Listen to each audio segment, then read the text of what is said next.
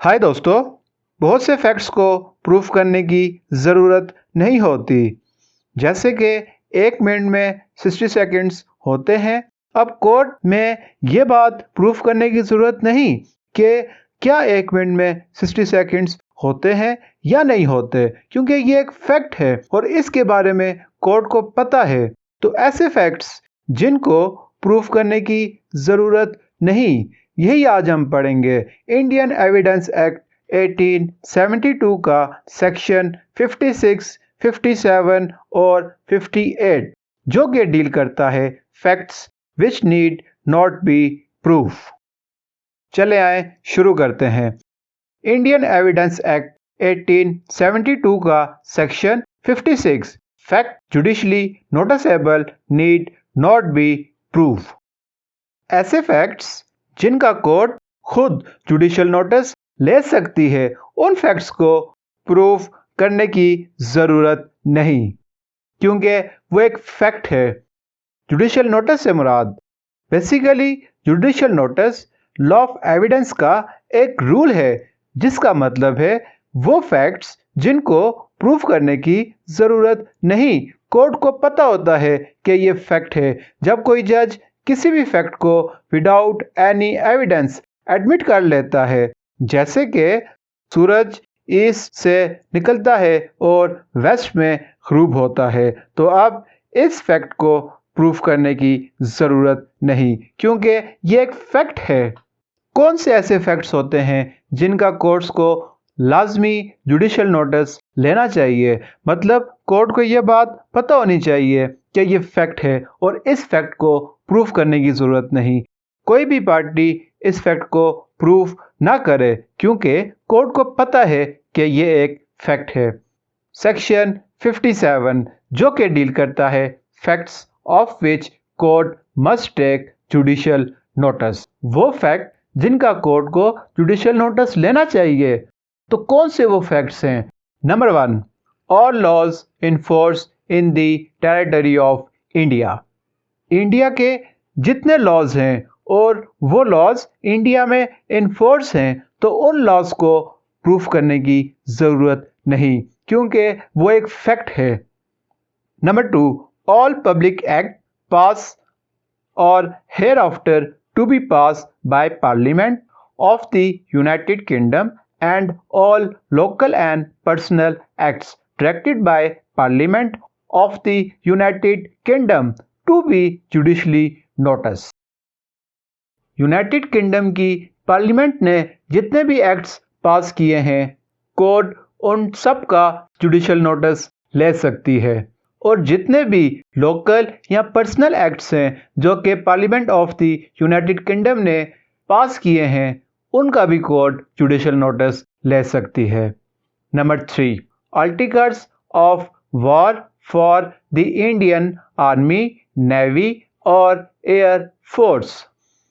जितने भी आर्मी के कवानीन हैं, उन सब के बारे में कोर्ट को पता होना चाहिए और उन लॉज को प्रूफ करने की ज़रूरत नहीं।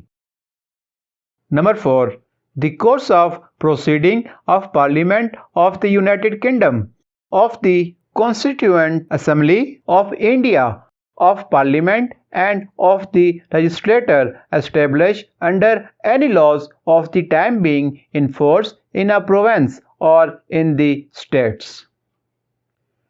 यूनाइटेड किंगडम की प्रोसीडिंग और इंडिया की पार्लियामेंट की असेंबली, किसी स्टेट या प्रोविंस का लॉ, इन तमाम बातों के बारे में कोर्ट को पता होना चाहिए।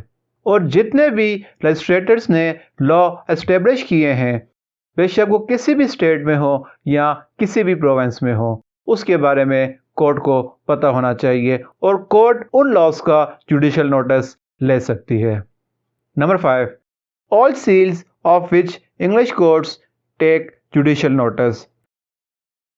तमाम सील्स मतलब तमाम स्टैम्प्स जो कि इंडिया और इंग्लिश कोर्ट्स की हों, उनको प्रूफ करने की ज़रूरत नहीं। और नोटरी पब्लिक की सील्स मतलब इन सील्स के बारे में कोई बंदा ये बात नहीं कह सकता कि इनको प्रूफ करना है, इनको प्रूफ करने की ज़रूरत है, क्योंकि कोर्ट को इस बारे में पता है ये एक फैक्ट है कि किसी अदारे की कौन सी सील है, कैसी सील है, तो कोर्ट इसका जुडिशियल नोटिस ले सकती है।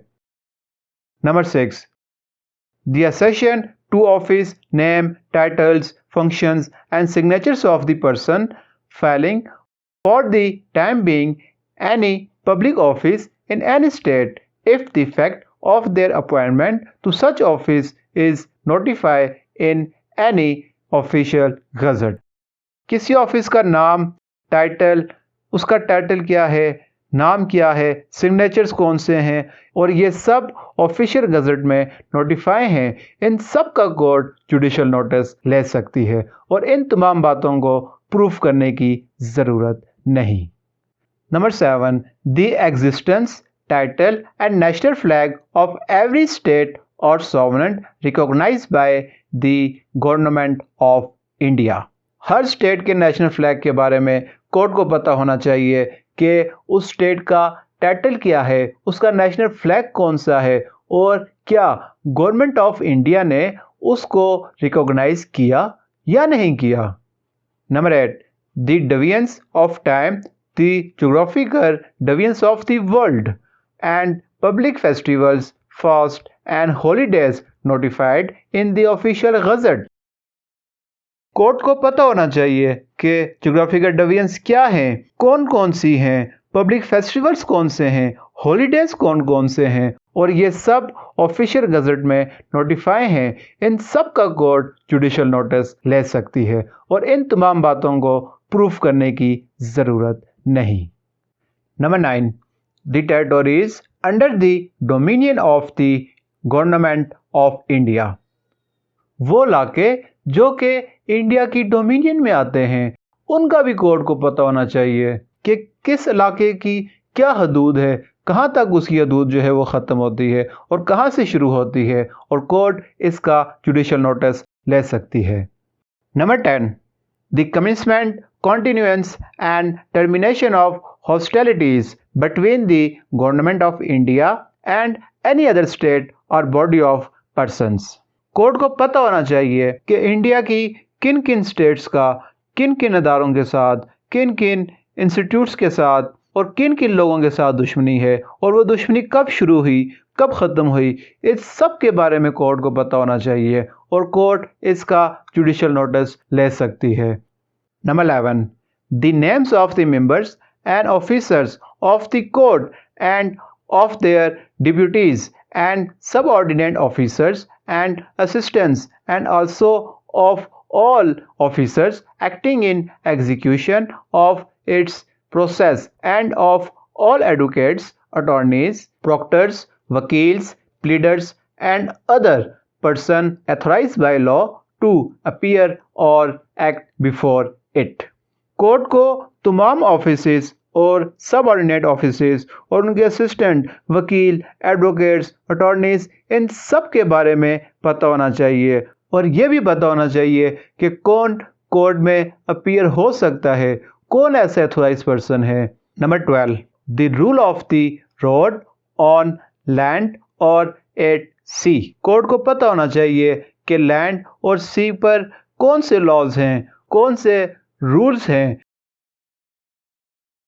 तो इन तमाम सूरतों में और हिस्ट्री, साइंस, आर्ट, इन सब के बारे में कोर्ट को अगर हेल्प चाहिए होगी कुछ समझने के लिए, तो कोर्ट बुक्स या डॉक्यूमेंट्स से मदद ले सकती है और as a reference in books या डॉक्यूमेंट्स को इस्तेमाल कर सकती है। अगर कोई कोर्ट में आकर यह बात कहता है कि कोर्ट को इसका जुडिशियल नोटिस लेना चाहिए और कोर्ट उसका जुडिशियल नोटिस नहीं लेती, तो उस वक्त उस फैक्ट से रिलेटेड अगर वो बंदा कोई बुक या डॉक्यूमेंट को एज अ रेफरेंस कोर्ट में पेश करता है, तो कोर्ट उसका जुडिशियल नोटिस लेगी, वरना कोर्ट उस फैक्ट का जुडिशियल नोटिस नहीं लेगी।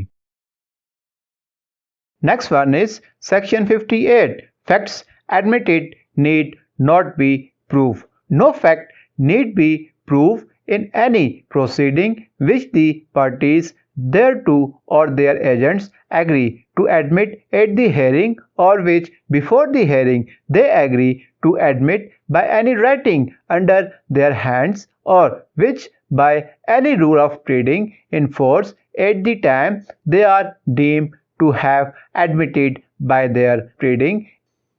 अगर at the time of hearing कोई भी बंदा, कोई भी पार्टी, कोई भी एजेंट किसी भी फैक्ट को एडमिट कर लेता है तो उस फैक्ट को प्रूफ करने की ज़रूरत नहीं।